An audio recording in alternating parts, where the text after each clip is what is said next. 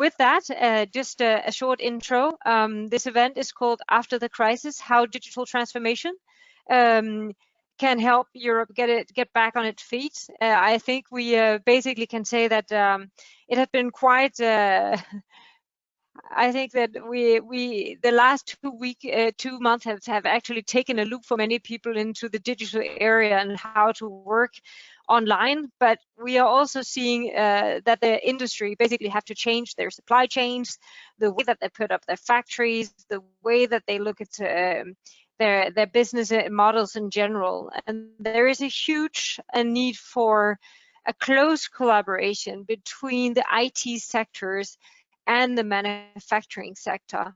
So 1.5 years ago, Digital Europe set up a group called the DMEC, which is the Digital Manufacturing Council, and really putting together a group of executives looking at how to digitalize one of the most important sectors in Europe, that is the manufacturing sector. Now, in the light of the crisis, of course, we see a few things that can bring Europe, I would say, to stay in the forefront of digital manufacturing, because Europe is actually very strong in the manufacturing area. But how can we make sure that this leap is taken and that Europe is making that leap and stays in the position that we have now as the leader of digital? And as we see some of the opportunities, of course, now I'm looking forward to talk to Anthony in a second. The budget is, and how we spend the budget is, of course, of utterly important to how the outcome of the recovery phase will be. And it gives us an opportunity really to seize a chance to move this sector to the next level. We can discuss, the content of the budget proposal a bit later, and looking forward to hear also Anthony's elaboration on this. On sustainability, I mean, for us, green and digital goes hand in hand. There is no doubt that the digital technologies can really, and data, using data, can really take the sector to the next level of the digital transformation and of competitiveness.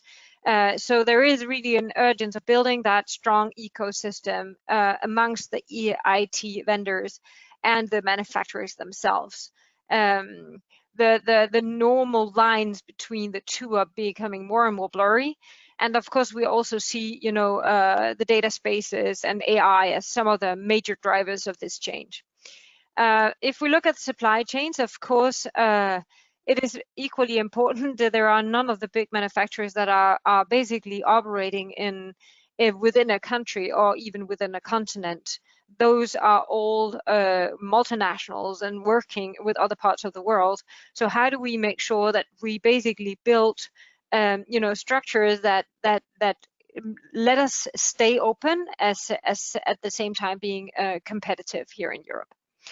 And last but not least, I think we can say two things. I think we've said this many times before, but the whole foundation and the two major drivers of course, now we're not speaking about the general society today, but both the general society, but definitely also the key competitiveness of a sector like manufacturing is connectivity and digital skills. So how do we make sure that we have the two fundamental things that the growth and digitalization and digital transformation can actually grow upon? It is the soil in which the rest of the AI, the rest of the data really needs to grow upon. So how do we make sure that we actually have the connectivity and the digital skills to get into a place where we stay competitive? So just setting the scene, allow me to introduce also the speakers. We have today with us Anthony Whelan. Anthony, we worked with you, in several roles. You are today the digital policy advisor of the cabinet of Ursula von der Leyen, the president. Welcome, Anthony. It's great to have you here today, and great that you really intervene and in discussions, open discussions on how we can move this great sector forward. Then we have Disa Wegener. You have many roles. You are at the board of Digital Europe at the moment. You are also in our DMEC council, and you are representing also the German electronic manufacturing industry within the group. So a lot of SMEs, a lot of big companies in the DMEC council. Thank you so much. Then we have Mirke. We had a very good meeting yesterday, Mirke. Thank you so much for sharing your insights on AI. Really well taken on board. You are the program director of artificial intelligence at EMEC. And you have specialized in really the adaptation and between research and development and the manufacturing sector, and not least in AI. Thank you for joining us. Then we have Marc. Marc is the global head of government relations of Nokia. And Marc, I know that you have worked in several of the big connectivity companies over the time, and you have an extensive knowledge in 5G and connectivity. Thank you for joining us here today. Patrik Sjöstedt from Microsoft, also so the EMEA regional business leader for Microsoft. We had also a very good meeting speaking about open platforms and how to really build that ecosystem around the manufacturing sector. And I know that you come today with quite an extensive number of examples of how this could be done and very concrete ideas. Thank you so much, Patrik. And last speaker is Abraham. Abraham is the chief representative to the EU from Huawei. Huawei, I know that you have also been a business leader in several countries, CEO of many of the countries, and you also come today here with great examples on how, for example, to manage the global supply chain and how to drive connectivity forward in concrete context. Thank you so much to our speakers. And with that, I would like to pass the word to you, Anthony. So Anthony, I guess that we have a lot of questions to you, because now we had the budget out. Yesterday it was launched, and everybody is looking at a commission with big digital plans, right? And I mean, of course, giving the floor to you, and please just go over the points that you want to highlight also, but maybe also some insights on how you see that plan connects, to a sector like the manufacturing sector and how we can benefit from that. Go ahead, the floor is yours. Okay, thank you very much, Cecilia, and good morning to everyone. It's I think a very happy coincidence that this event that was planned obviously already well upstream ended up being the day after the announcement of the European Recovery Programme, which has in a way been designed with 3 North Stars, if that's navigationally possible: the green, the digital, and the resilient transformation of Europe. Green and digital, I think, were well-known themes of the von der Leyen Commission. The importance of resilience, I think, has been brought home to us in many different ways, in health, but also in our economy, from the experience of the last 3 months. Now, they are not closed categories to each other. We have already spoken in the past a lot about the connections between green and digital, but the theme of resilience is running through much of what we have brought forward in yesterday's main announcements and in the set of new program proposals that will be coming out in the course of today. And one important thing to underline there is that we think of this as open resilience. Europe and its economy, its health systems, its administrations, its overall functioning needs to improve its capacity to deal with certain sort of crises. That includes, we believe, and this is true also of the manufacturing sector, we need to improve our access to domestic capacity, from everything to pharma to other perhaps more classically digital outputs, but not as part of a raising of walls, simply as part of an intelligent diversification of our supplies, coherent with our security in the broadest sense of the term, and with capacity to face future crises. Now, how do we approach that in practice? Let's say the whistle-stop tour is that the most immediate digital instruments are, of course, ones that you are familiar with: Horizon Europe, Digital Europe Programme, Connecting Europe Facility, where we have sought to essentially reverse a process of cuts that had been in place running up to February. We then seize upon an existing instrument but repurpose it significantly, namely the InvestEU program to support private investment in Europe, and have added to it two supersized additions. One is the Solvency Support Instrument. Strictly speaking, it's attached to FC because it's still for this year, which is designed to ensure that companies that are going to be facing capital shortfalls as a capital-intensive industry, a capital-intensive activity, can have access to capital support, even if they are located in a member state where the pockets are not so deep. So this is designed as a very important complement to the flexibilization of state aid that was introduced at the very outset of the crisis. In addition, we have added to InvestEU what we have called the Strategic Investment Facility. And this is designed to focus on sectors and activities that are of crucial importance for Europe's strategic future and for its resilience. That includes, of course, pharma and healthcare.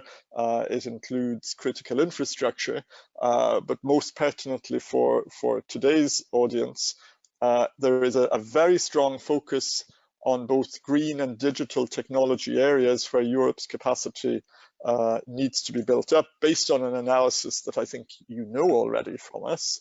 So you won't be surprised by the types of technologies that are mentioned: AI, blockchain, robotics, semiconductors, cloud technologies, high-performance computing, cybersecurity, and so on, which are examples, but they're all pretty top-of-mind subjects for us. And that is designed, as all InvestEU programs, to use the benefit of an EU guarantee to leverage 10 times or more the private investment that would be released on that. The amount of leverage, of course, depending a bit on the particular financial product design.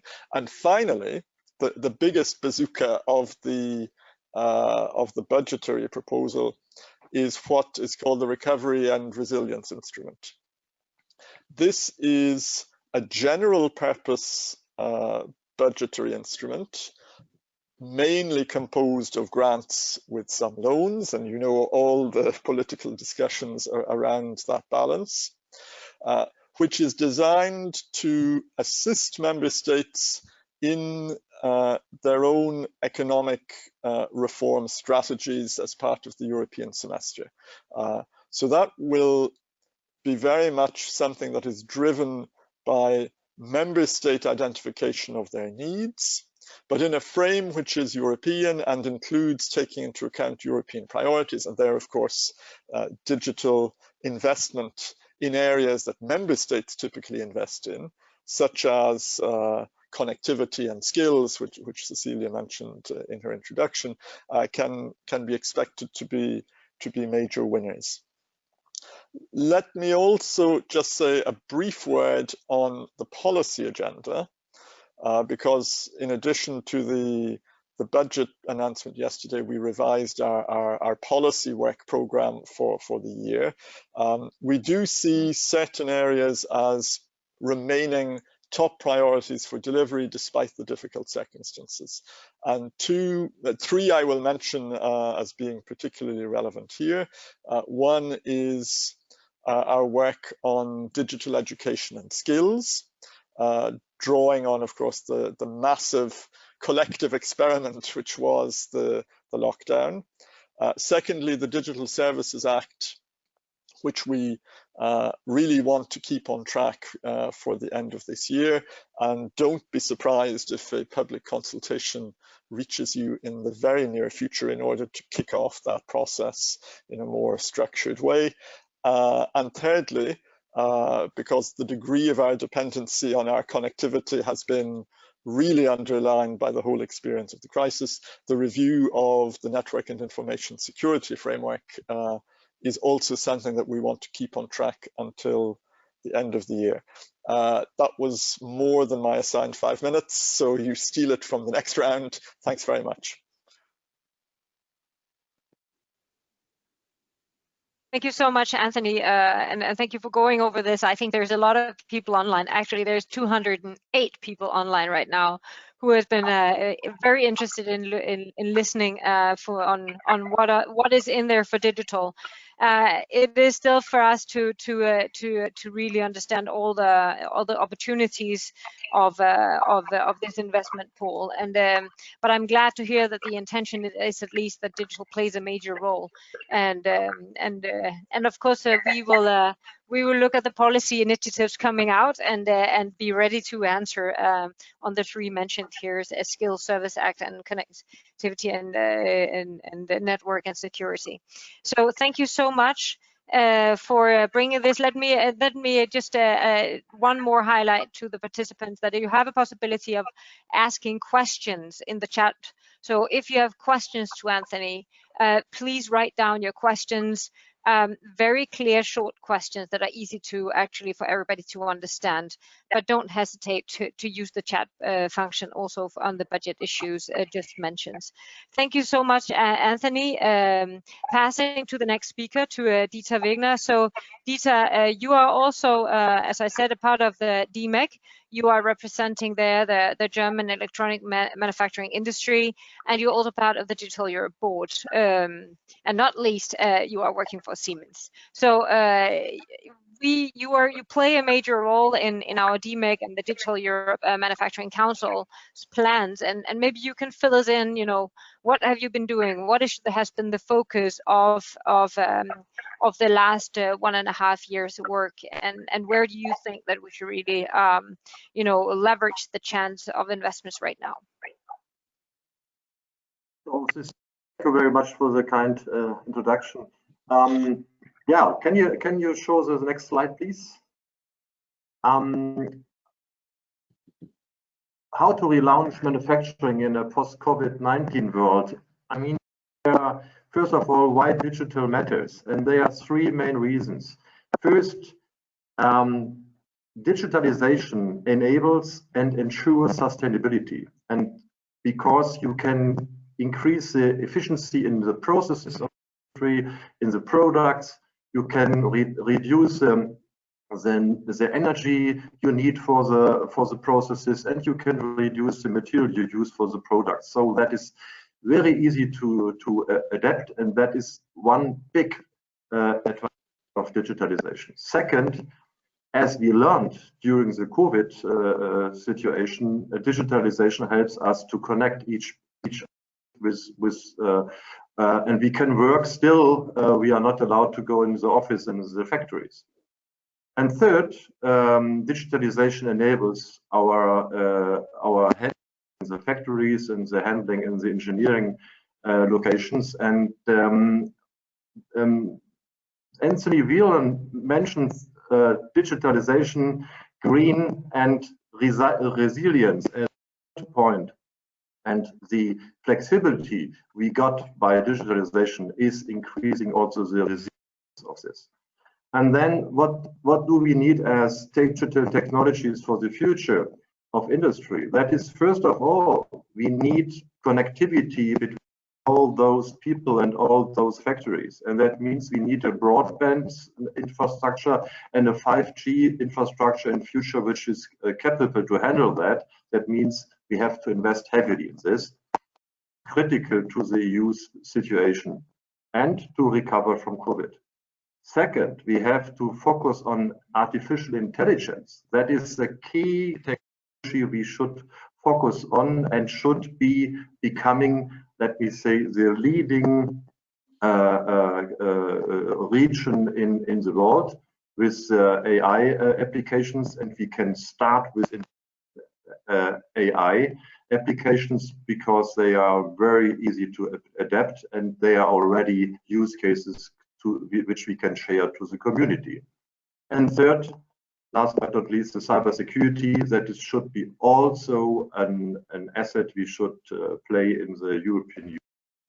And that is the precondition for industrial IoT ecosystem. Next slide, please. So how to relaunch manufacturing after COVID? That means we need technology investments in 3 ways. We need to upgrade existing equipment to become more digital. Second, we need to incentivize know-how transfer between all those players, and that should be done by a voucher scheme. And third, we have to upskill the people to handle production monitoring and virtual collaboration schemes. And that is, some companies in Europe has already done it during the COVID crisis, but I think we should invest with that and then incentive. Now, after short term, in the medium term, we should digitalize the whole supply chain, and to understand supply chain, the worldwide supply chain better, to have single source and second sources to understand those, and to increase the resilience of the whole supply chain system. Second, we should use digitalization as an enabler for sustainability and should play this over the whole scheme, as I mentioned before. And then we should set up an EU expert group to advise on the skills needs of the industrial future with the help of artificial intelligence and inference power. That means we need to become #1 in AI. Thank you. Thank you so much. I think a very few very important points here.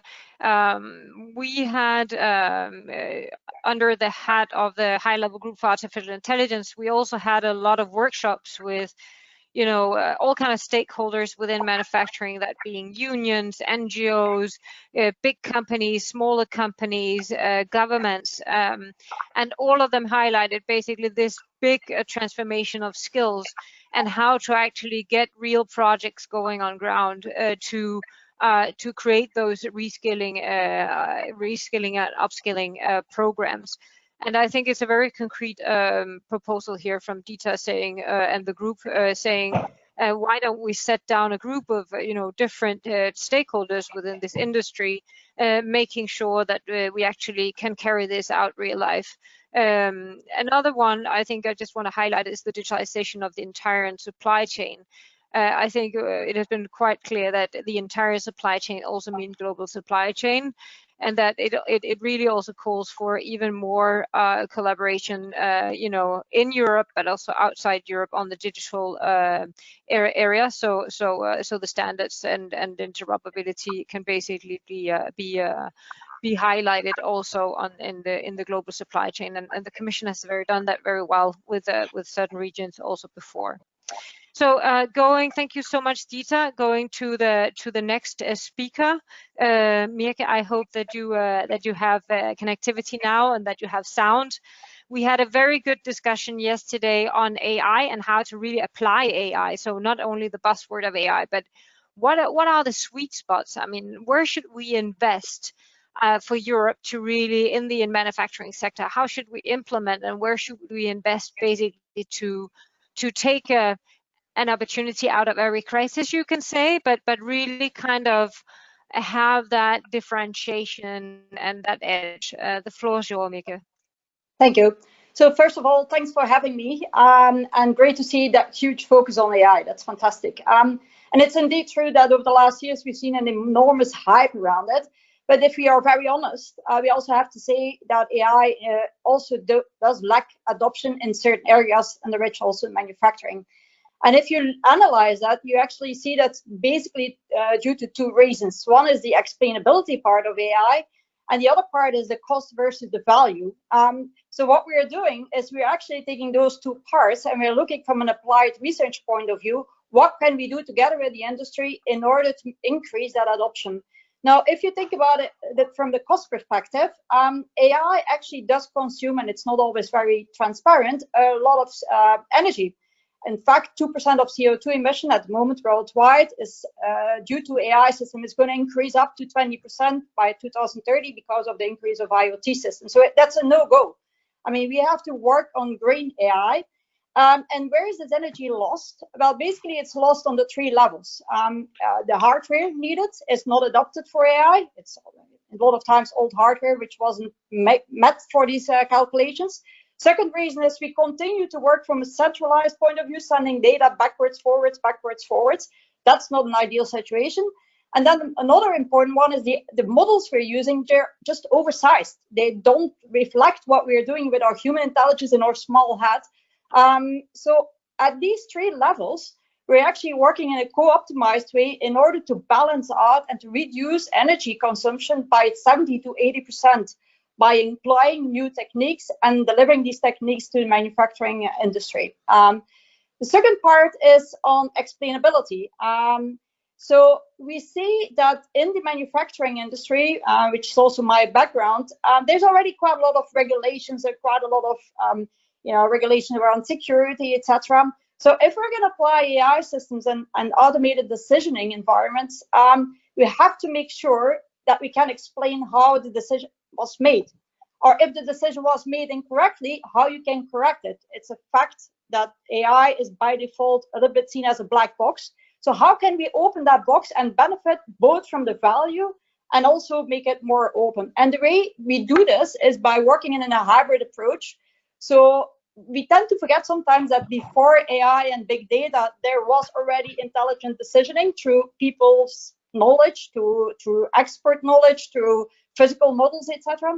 So what we're actually doing is we're working in a hybrid approach where we work with data and inspired AI, based on sensor data, but also on knowledge inspired AI through knowledge graphs, etc. And this combined approach actually leverages the advantages from both. AI is a black box, but it doesn't need a lot of people programming it. Knowledge-driven system need a lot of people programming it, but it's very transparent. So those two actually leverage out. If you think about it, and if you look on the internet, you see that companies such as Siemens, companies such as Bosch, major manufacturing industries already start to go that direction. So that will be the 2 focus areas: sustainability, green AI, and explainability that we should focus on to differentiate ourselves from the others.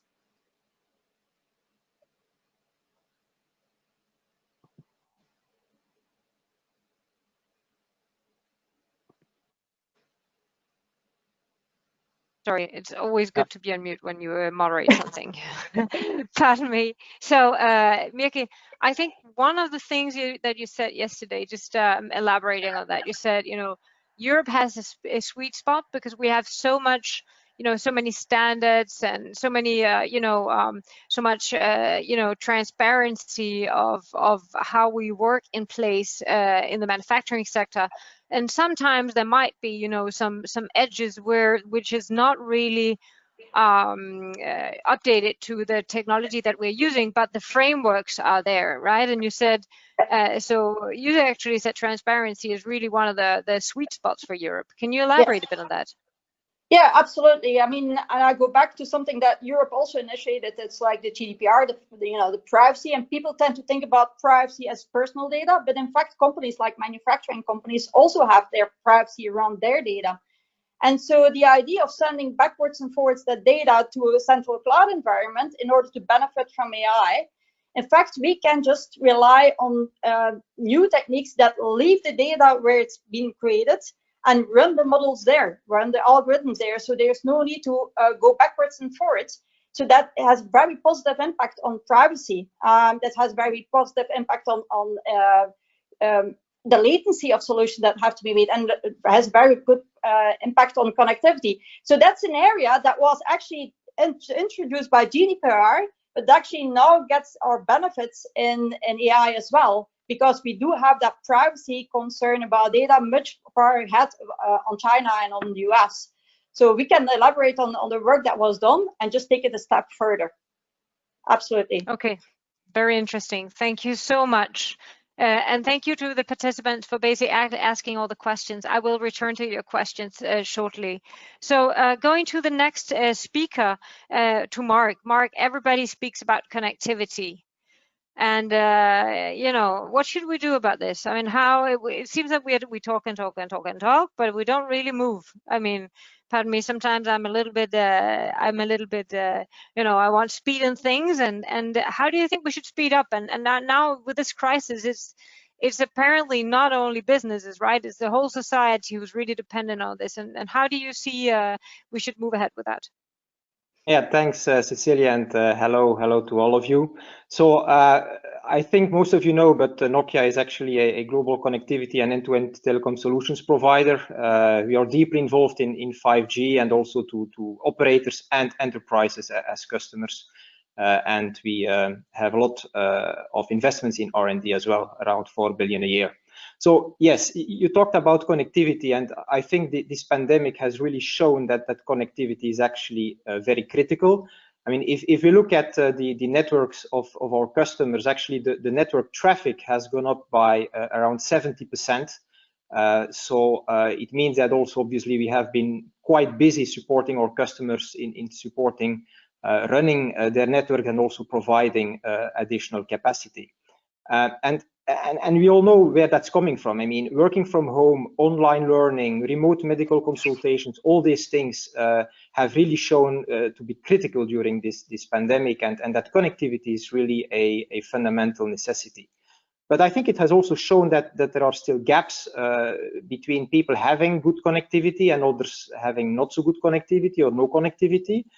And we've made an analysis that actually shows that to allow households members to work remotely effectively, and at the same time also to have, for instance, children in schooling activities, you need a fixed internet connection of at least 50 megabit per second to work from home. And the thing is that half of European households right now have less than 30 megabits per second. So there is a gap there, but also if you look at 5G, for instance, from a wireless access side, we still have more than half of the European member states not having launched 5G commercial services. And if you look at spectrum allocation there as well, there is just 20% of spectrum banks auctioned. So also there, a lot of work to be done. And I'm happy to see that in the communication of yesterday, it's estimated, and I think that's rightly so, that 42 billion per year is needed for communication network investments. So that should be on top of the list.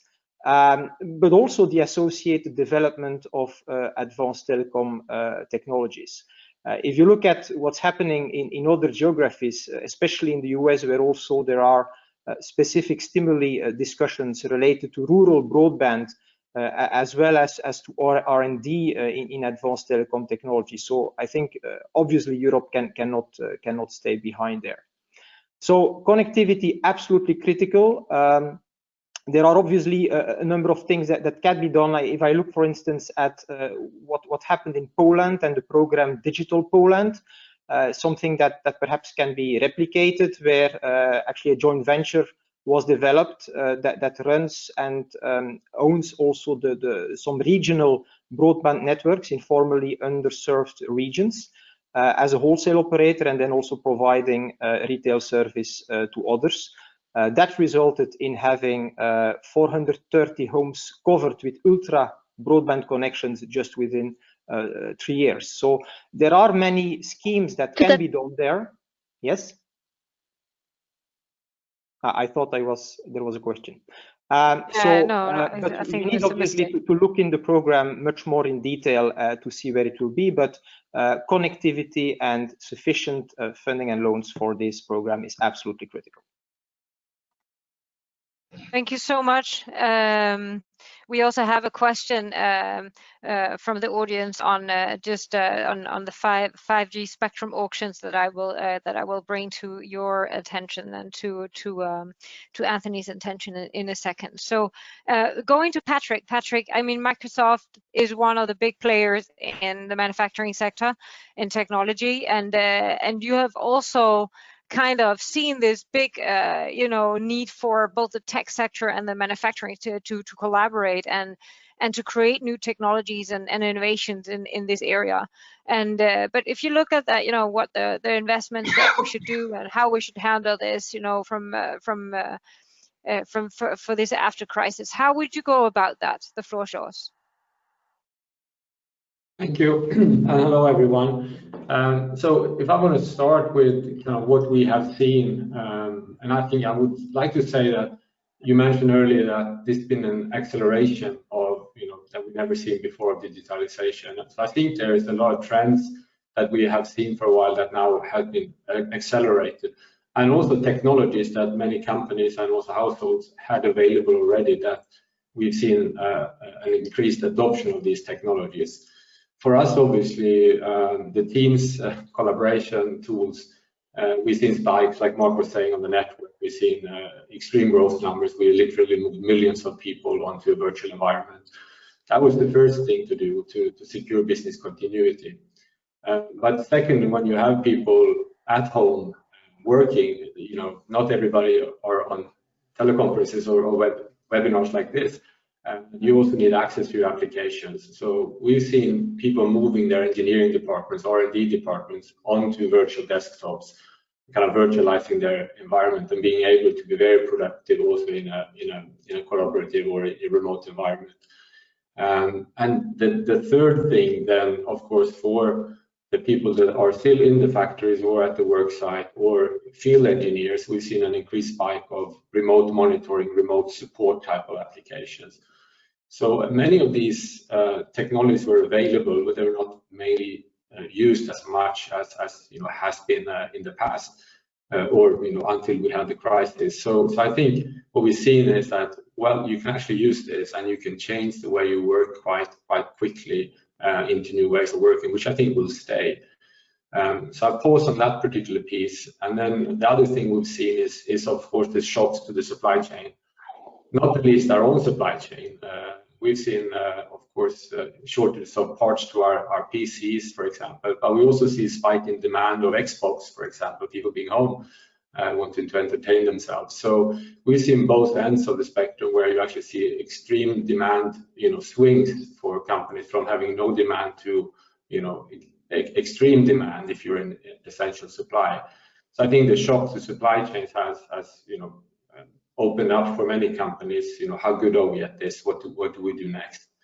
So I think those are the things that we have observed during the crisis, and that kind of brings me into what I think the investments that I see, and you know, on top of 5G and connectivity and other topics, I see that the extension of what we see now with remote work and remote support is that we'll go into ultimately more autonomous operations, you know, driven by AI. That's the North Star, that's the vision, that's the long term. But we'll see more and more remote support, more and more digital twin solutions, which is the buzzword for many years, but I think this crisis has pushed that to the forefront. This is something that people want to do. They want to be able to have a, you know, a cyber environment that they can, you know, monitor or simulate what happens in their operations. So that's one. And I do think also the investments that we'll see on supply chain, not only on the technology, visibility and risk modeling of your supply chain, but also as was mentioned also earlier, that we probably will see reshaping of supply chains. You know, you will have supply coming closer to customer. You will have more focus on last mile delivery, given you know, given online sales is peaking. So I think we'll see supply chains being reconfigured, and then technology being a big part of that. And then finally, underpinning all of this is obviously the workforce transformation, or the workforce upskilling, reskilling. And I think, you know, we talk a lot about how do we attract people to the manufacturing sector to make it more attractive, to have the young talent to choose manufacturing. I think that's one challenge. But the other thing I think is also keeping the experienced workforce longer and helping to support the transformation. And there's a lot of skill sets that, you know, I always compare with the millennium shift, when you had COBOL programmers that were going into retirement. They were very hot in the market all of a sudden. I think maybe automation engineers working remotely to support young talent it's a picture you can have with you that maybe these technologies will enable that we can have a knowledge transfer between the generations in a much smoother way. So. Thank you so much. Definitely underpinning that, without the digital skills, it's going to be hard to actually carry out, and the need for, prolongment of the skills of the people who don't have the skills today, but really need that upgrade, right? And how do we get that, done in collaboration between the two sectors of manufacturing and the tech sector. So thank you so much, Patrik. So Patrik, you mentioned that a lot of the new innovations will be in the area of supply chain in this sector, right? And that takes me to the next speaker, which is Abraham. Abraham, you are also a part of really looking at the global supply chain, and how do you think that digital could basically help the global supply chain recovery? Thank you. We have a bit of noise online. Just to enter. We have a bit of noise online. Maybe we can have the participant muted, except from Abraham, because the word is yours, Abraham. Thank you, Cecilia. Good morning, viewers. It's my pleasure to share with you how do we look at the current situation, especially the supply chain. Basically, Huawei's business is all about connectivity. The digital technology and ICT technology has been defined one of the key pillars to support the Green Deal and also the economic recovery, after the pandemic. During the pandemic, COVID-19, we have seen that digital technology has played a key role, in terms of combating the virus. In different periods, we have summarized 9 scenarios, where the digital technology have played their roles.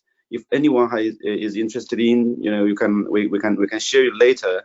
But the teleconference like this, we call Air Forum or Air this and Air that, is a good example where the technology, especially the connectivity, can support the people to somehow begin to recover their ordinary life, work.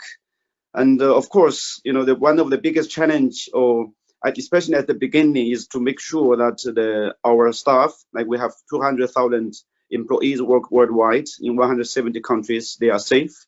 And there are a lot more, our partners in the supply chains. Only in Europe, we have supported more than 170,000 jobs. So they are safe, is also part of our concern. So the technology played a key role internally in Huawei case, in this situation. And but up until now, I'm happy to see that we have been very effectively to support our customer worldwide, in terms of the ensure the connectivity. The capacity which has been built in the past has been designed for ordinary usage, and but with the pandemic, with the heavy boost of the data usage, many operators network has been in extreme pressure, and our role is to work with the operator to make sure the necessary support, the expansion, the spare parts are delivered on time. That is one of our social responsibility, and I believe the companies like Nokia and Huawei, Ericsson, we're all proud of this role we have played, and we also want to thank the whole supply chain, who have supported us.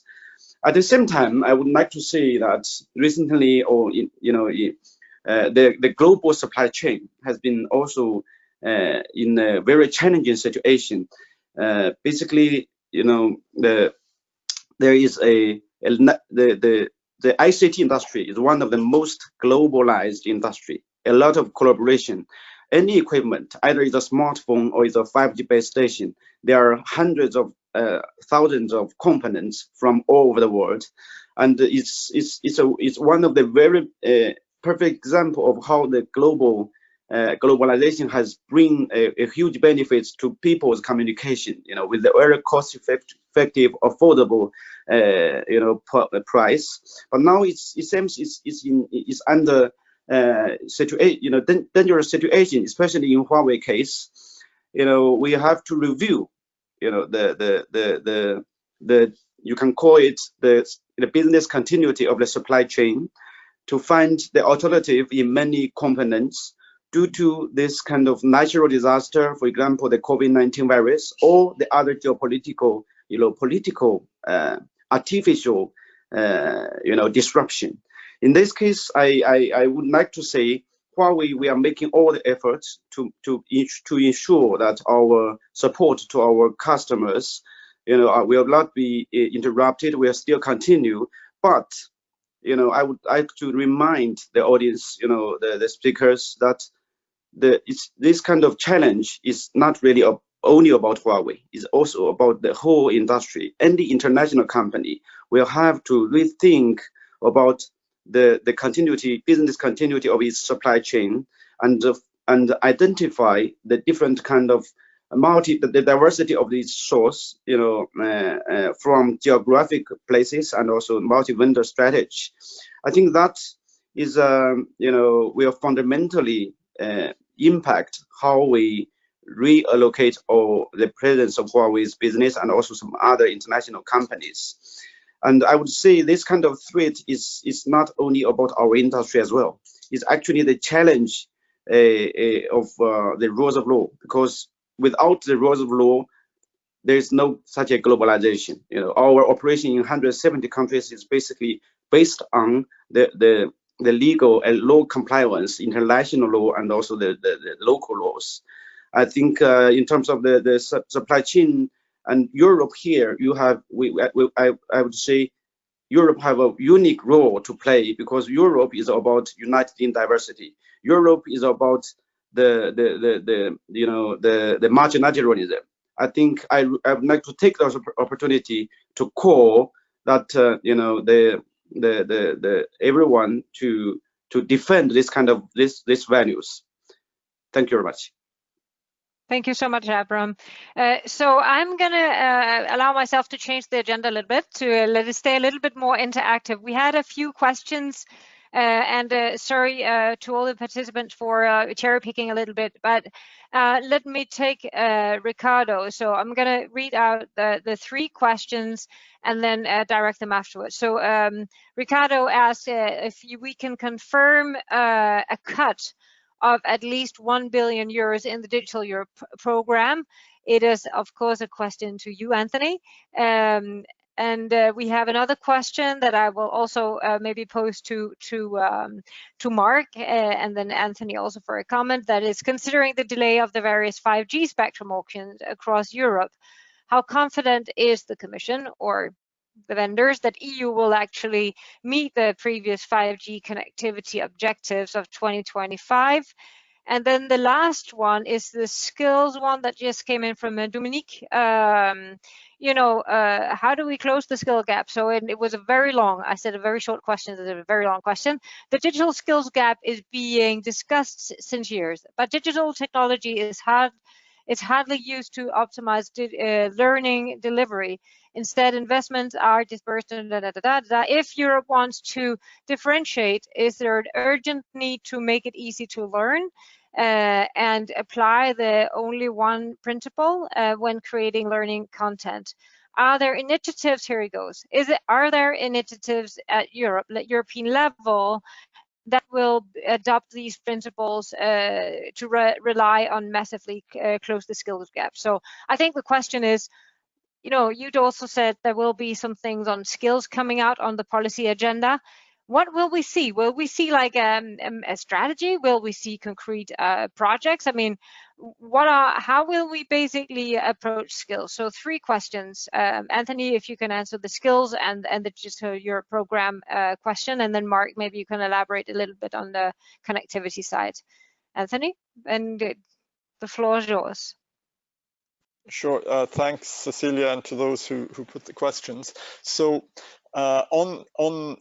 numbers should be simple, but they aren't always, because in the area of EU budgeting, you are always dealing with at least two benchmarks. One is what is called 2018 prices. The other is current prices during the period of the spending, which in this case would be 2021 to 27. So I think all this will be a little bit clearer when the detailed legal texts of the MFF proposal come out in the course of this morning or maybe early this afternoon. I just want to repeat what I said in the opening. Our objective here was to reverse the cuts that were in the draft MFF being discussed last February, and to get us back to the starting point.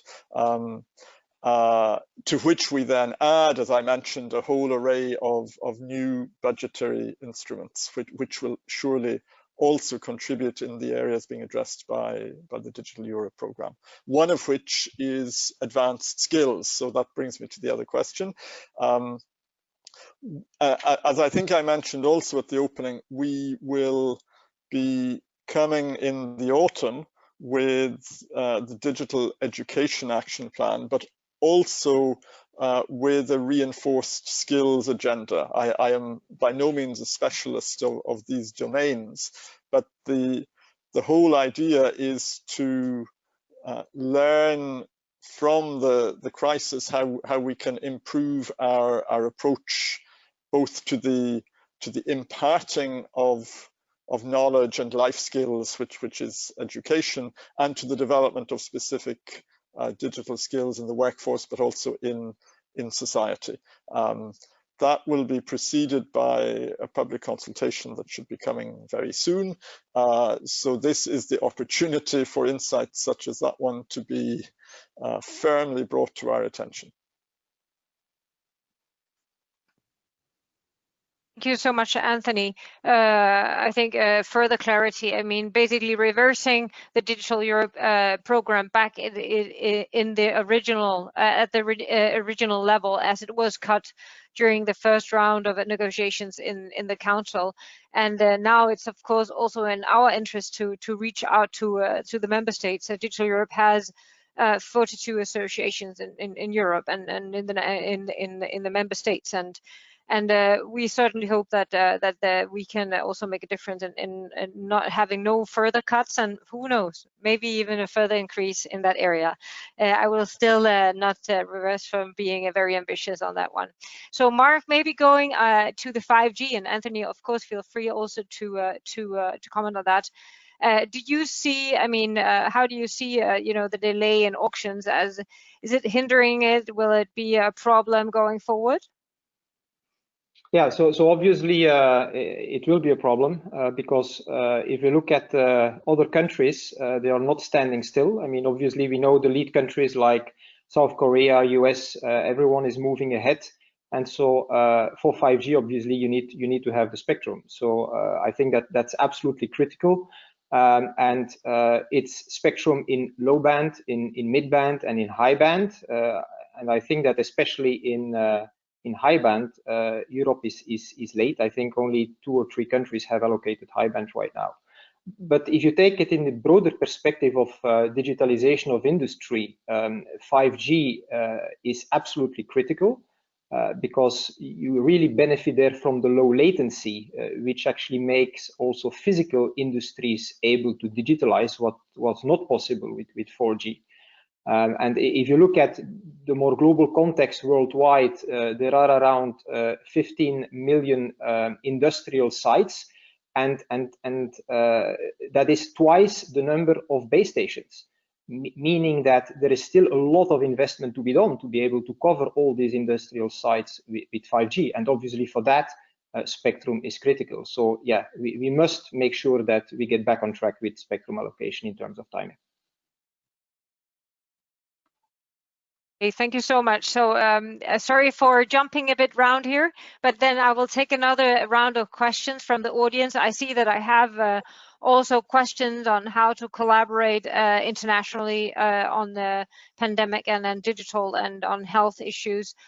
Please, to the audience, thank you for staying online. We still have 211 people online now, and we will try to go over your questions, as many as we can. So don't hesitate basically to write your question. You can address it to a specific speaker, or you can address it in general. Please write short questions, very short questions, so I can read them out loud to the audience. We will now go to the kind of the second round of having the speakers' input, and here we are going a bit, more on the concrete level, on the how level. How could this be done? On giving very concrete examples on how the manufacturing sector can basically digitalize, and examples on how it's done today. So it's also about what should we have more of, and maybe allowing you first, Anthony, to, if you would like to elaborate on the other speakers' first round. Are there anything that you want to elaborate on, listening to all these industry leaders and to the research, Mirke from the research side, that has kind of moved up your agenda, or that you want to highlight that the Commission has taken initiative on listening to the leaders? Yeah, thanks, Cecilia, and thanks to everyone else for the stimulating inputs. This is obviously a bit selective, but something that really resonated with me was some of Mika's remarks about how AI developments that are somehow tuned to our cultural approach or our social approach in Europe can also be winning approaches commercially. So some of the ideas about transparency being a major advantage, about companies that have AI in their systems wanting explainability for themselves. This is not just some regulatory thing that one might want for high-risk sectors and the sort of stuff that we're talking about from a public policy perspective, that may be inherent in the desirability of AI to be embedded in increasing numbers of industrial or commercial processes. I thought that was very interesting, because a commercial incentive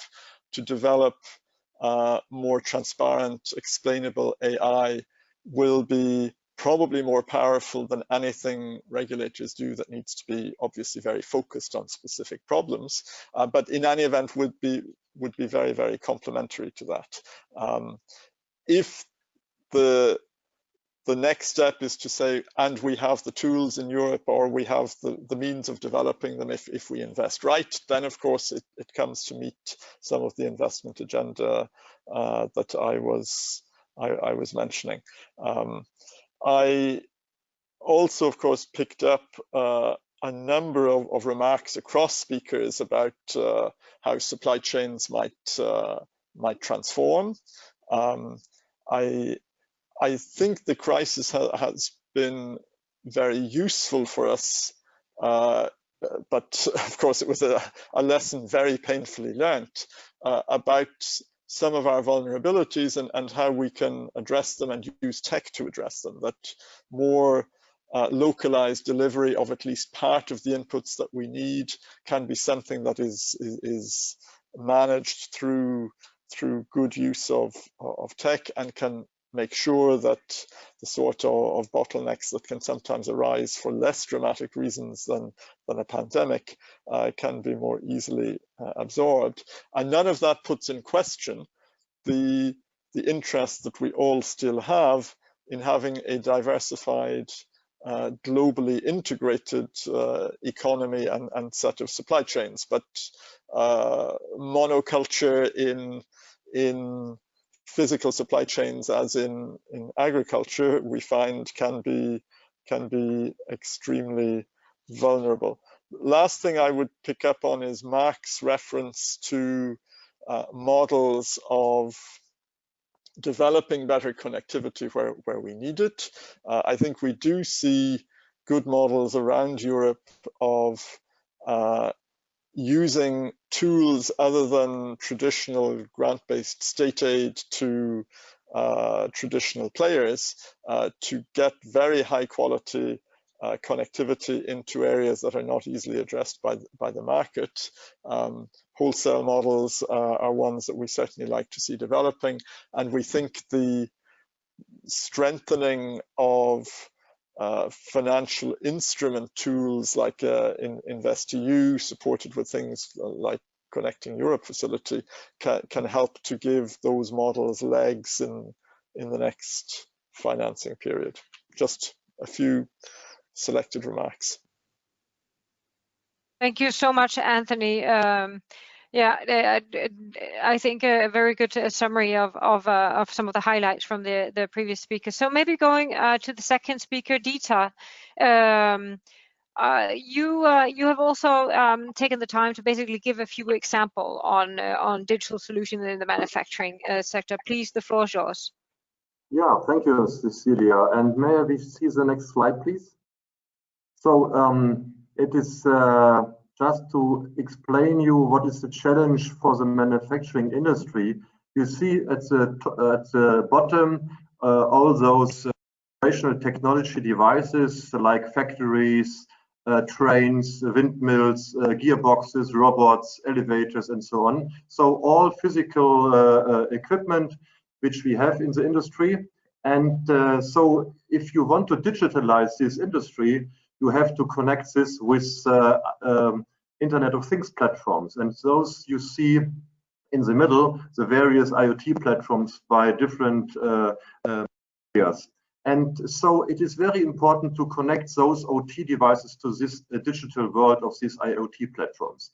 And we developed at the Z4E and the Platform Industry 4.0 a concept which is very pragmatic. That means you took all those OT devices, which you can see on the right hand, any which you have today, and then you take an asset administration shell which just defines the connectivity between this OT device with this digital world, with this IoT platform. And for this, you can be able that every OT device can understand the other OT device. So the interoperability is given by the definition. And below there is already user standards which are available.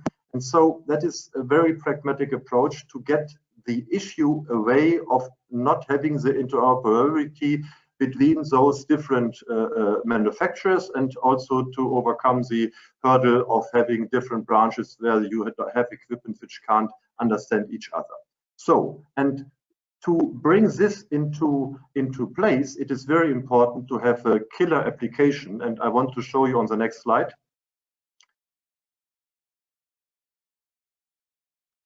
It's called the digital nameplate.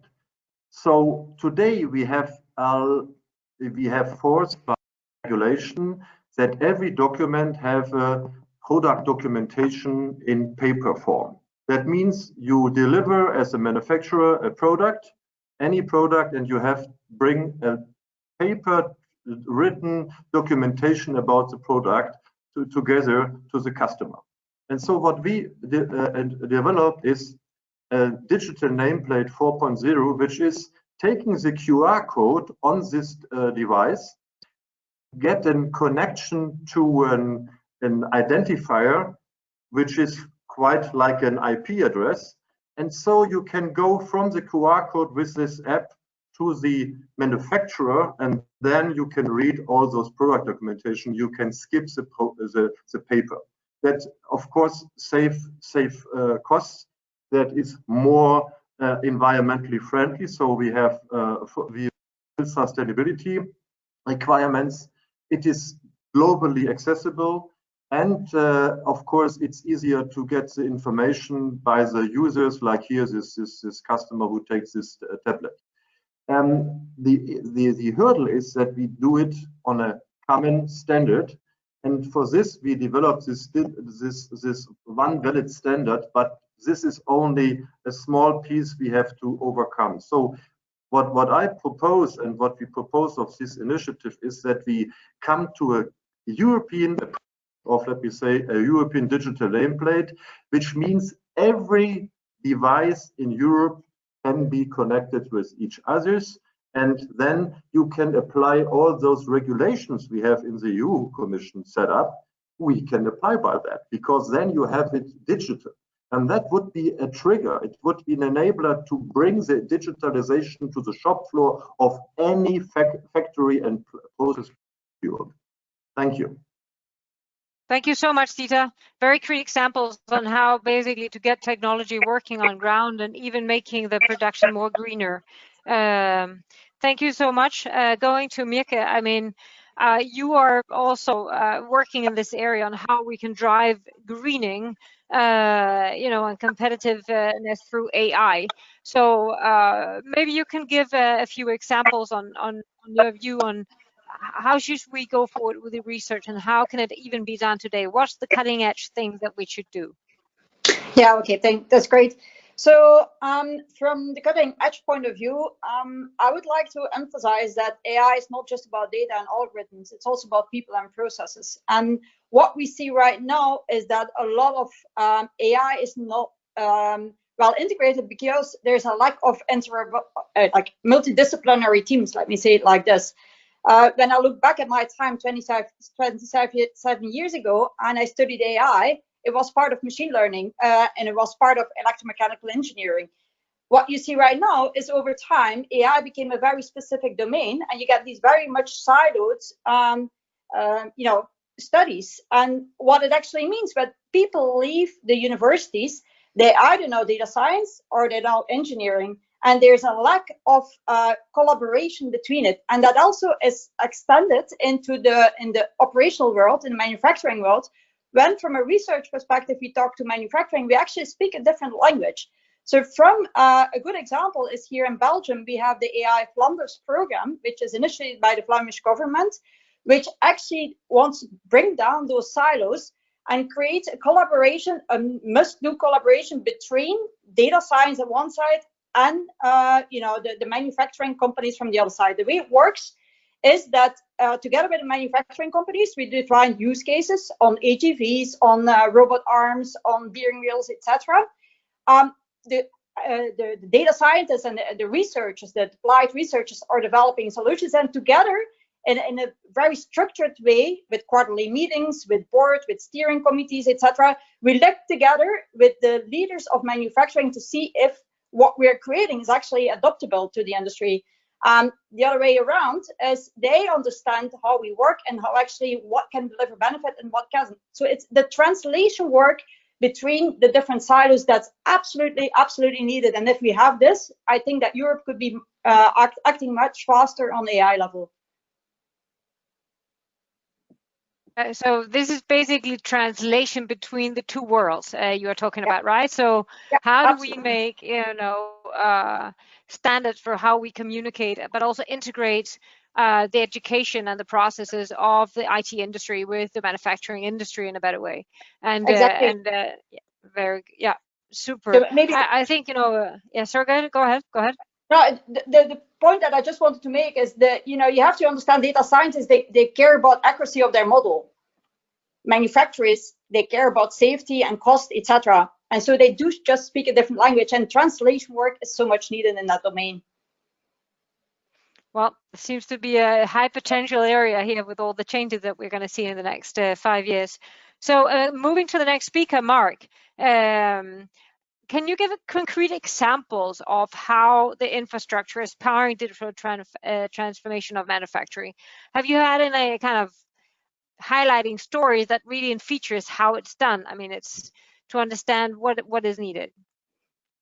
Yeah, so thanks, Cecilia, for the question. And obviously, if we look at factories, we have 4G LTE that was already a step forward, but it's only with 5G fully enabled digital networks that we will have really that industrial revolution we are talking about. And as I mentioned a little bit earlier, the main reason for that is especially the low latency, because this is actually enabling now physical industries to digitalize, like energy, manufacturing, transport. So by really bringing the IT and the operation systems together. And I think we also talked about the concept of the digital twin, which is actually making a kind of copy of the physical world where you have all these sensors, for instance, alongside a production line. And then all this data that is gathered along this production line is with very low latency transferred to a cloud, which can be seen as a digital twin. And then with AI, and we talked a lot about AI during the session as well, really analyze and then taking the right decisions and sending the reactions back to the physical world. And that can also be in a predictive way. So there is a lot of potential there in terms of digitalization, and our Bell Labs, which is our research arm, made a study showing that in this way of working, we could actually have productivity jumps between 30 and 35%, so by digitalizing industry. A couple of very quick examples. We are working with Bosch Rexroth, which is a gear technology, also a player for industrial hydraulics, where they digitalized actually their IT and OT systems, also creating a digital twin production line where all this works nicely together and bringing productivity improvements. But also closer to our home in Nokia, we were able to address actually some of the issues COVID brought in our factory in Finland, where we produce 5G radio equipment. Actually, with the social distancing rules, because the factory is digital and everything is wireless, we were able to adapt and reconfigure the factory lines relatively easy.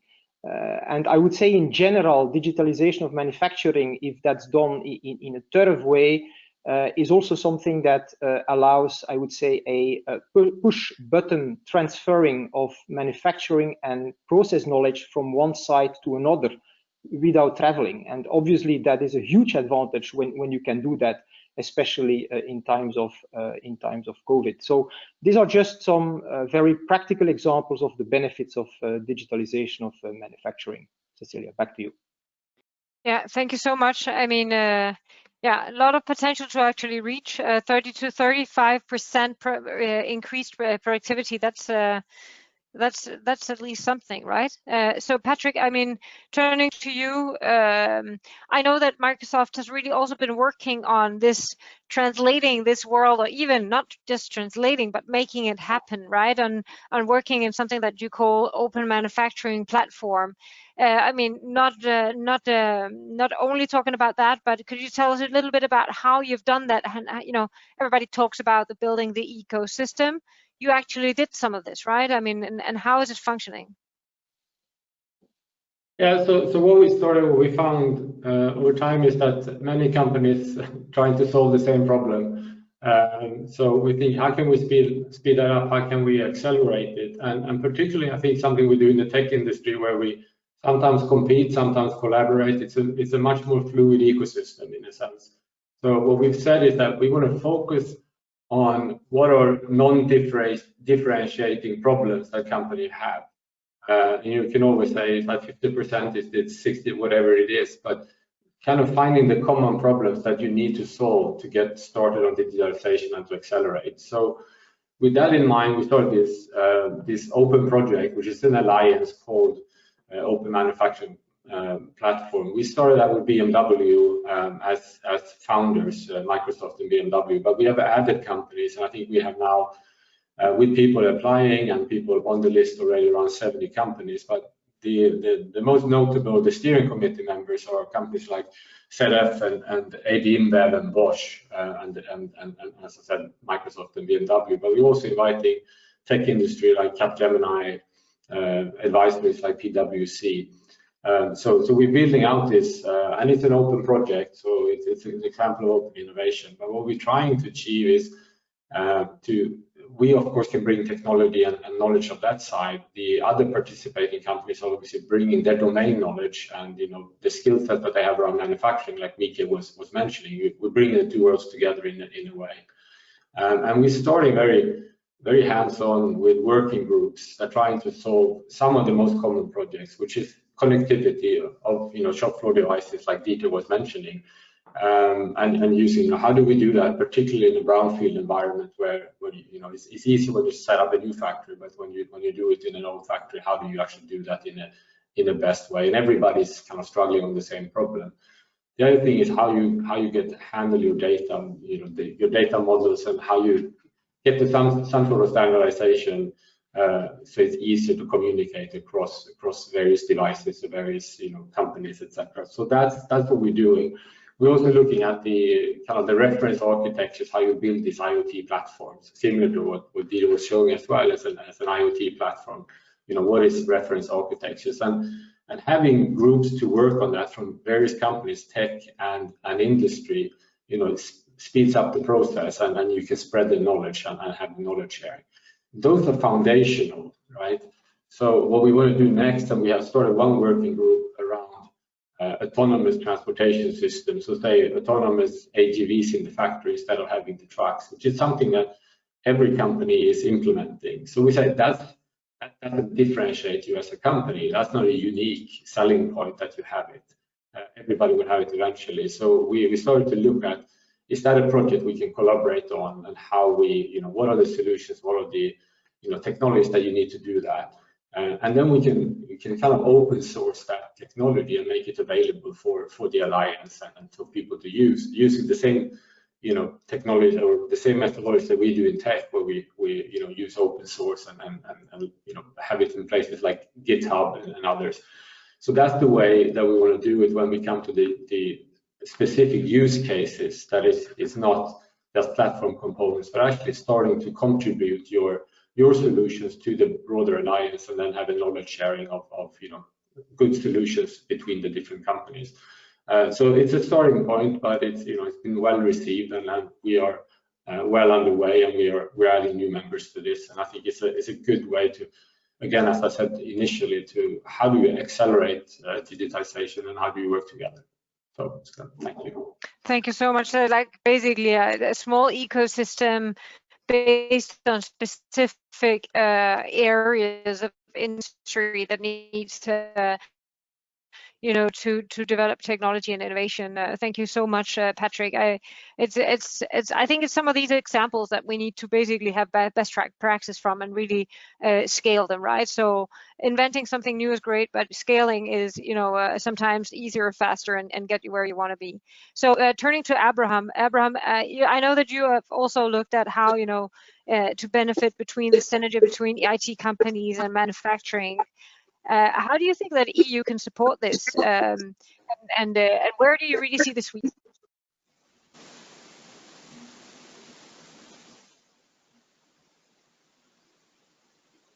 Maybe I have connectivity problems. Can you hear me? Yes. Okay, sorry. I think I've turned off my camera. I think I have some issues with. So I said I know that you have also looked, Abraham, at how to make even better collaboration between IT companies and manufacturers, and how do you think EU can support this this kind of ecosystem building? This is as I said, EU definitely we have the same common ground as the ICT company. Actually, any of the ICT company, no matter you are from America, Europe, or China, we share the same global supply chain. So EU, under the current situation, we wish EU at least firmly defend the multilateralism. This kind of global supply chain is when it's in problem. I think it's about the problem for all. And then EU can defend that. I give you, the ICT, come back to our topic, the digital technology together with the manufacturing, it means great potential. I think some of the speakers has mentioned about this one, like the 5G plus AI, and then enable industry. It means, we very much define who will be the next champion after 10, 20 years in the fourth industrial revolution.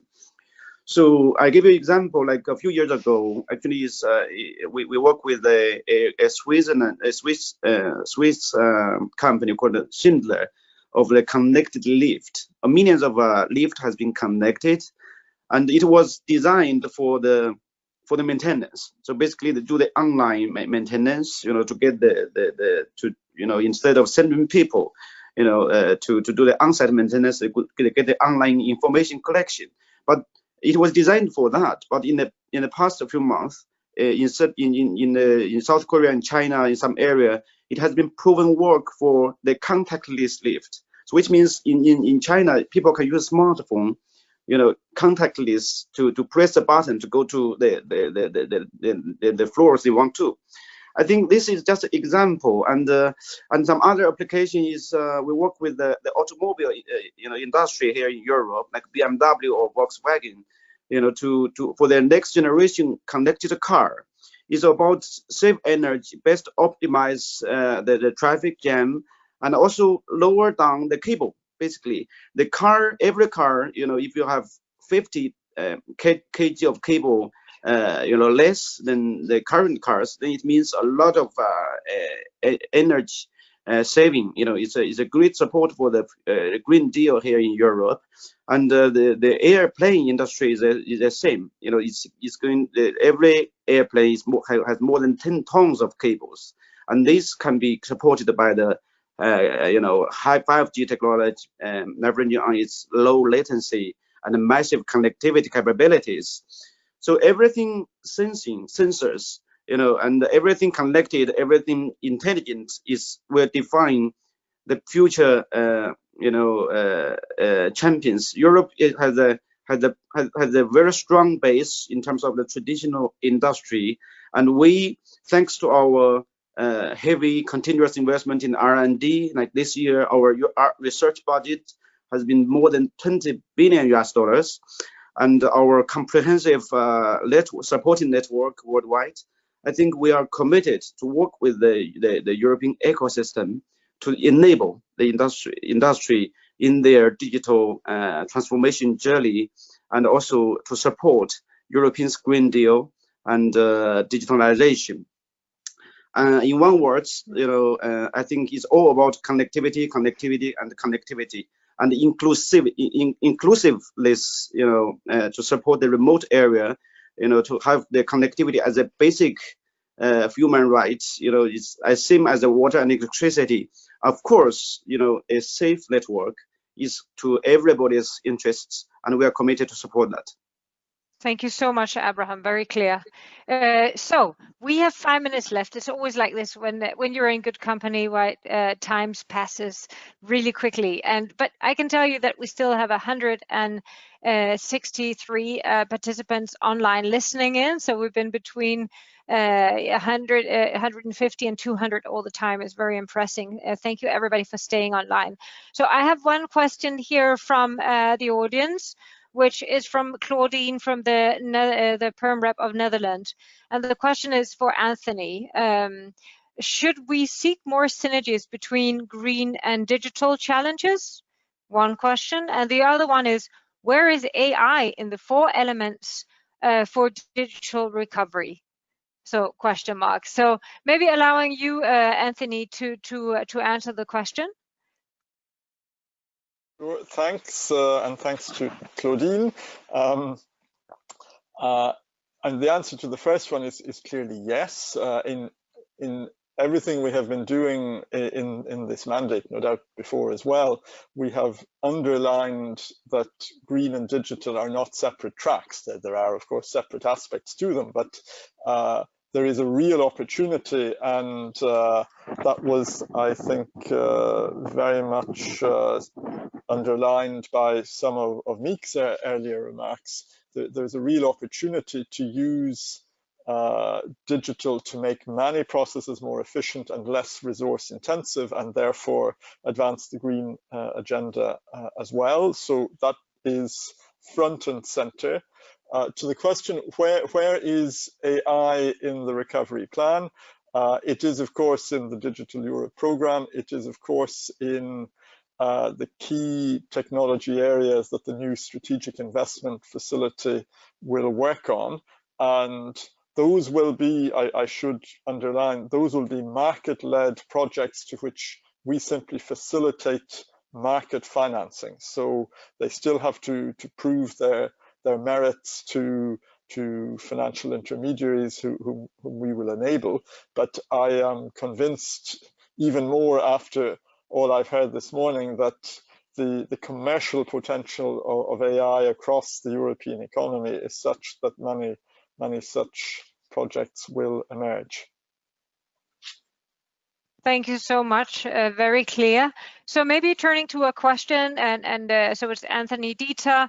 Which role will digital trade play in the EU's economy recovery plan? In particular, data flows between EU and its trading partners. Do we need a more ambitious EU data flow, package or approach in trade? Question mark. So maybe letting you, Anthony, just approach the question of are we ambitious enough in data flows in trade, and then turning to Dieter afterwards.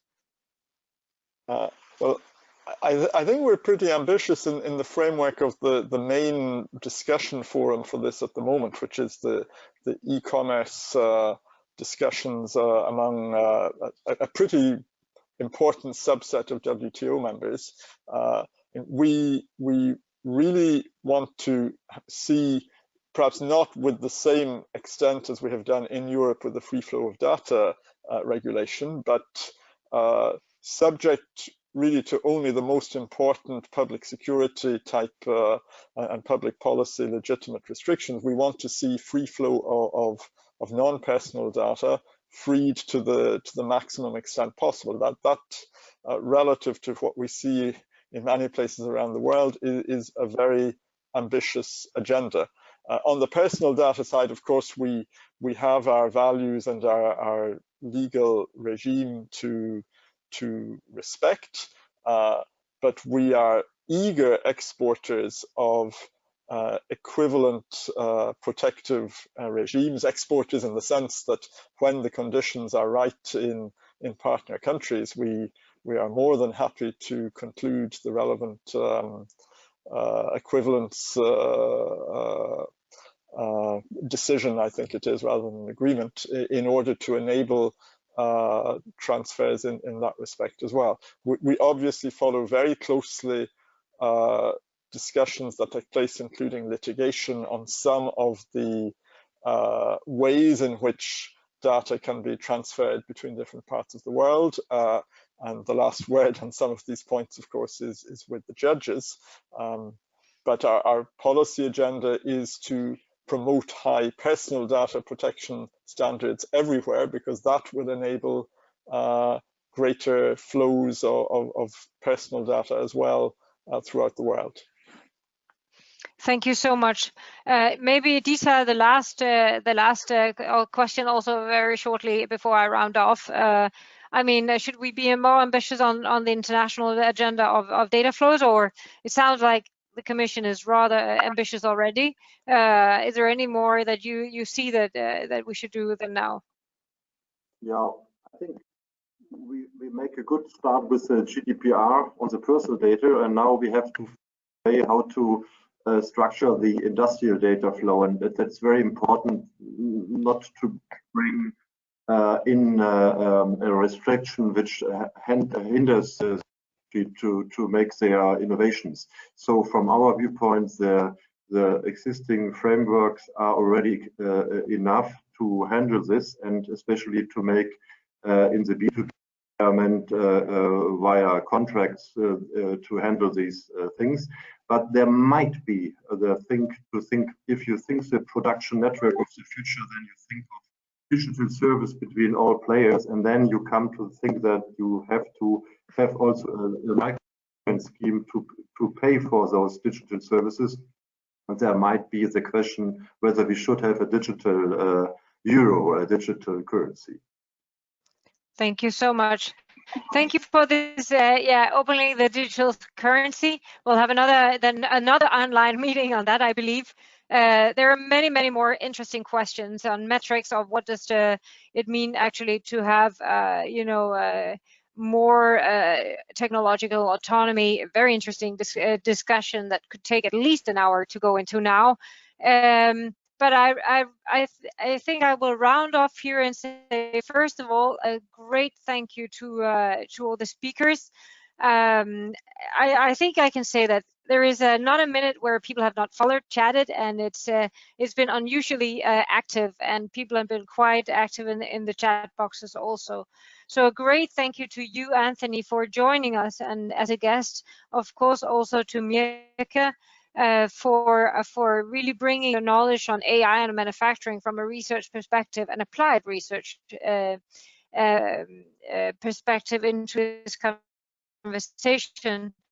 And of course to Dieter, to Marc, Patrik, and Abraham for their great contribution in this. I mean, let's walk the talk, guys, right? So let's see if we get Europe into a place where we really can scale some of the great initiatives that we heard that is already done today. And let's support the Commission getting the digital budgets back in the game and basically on the table in the Council meetings. So just one last request.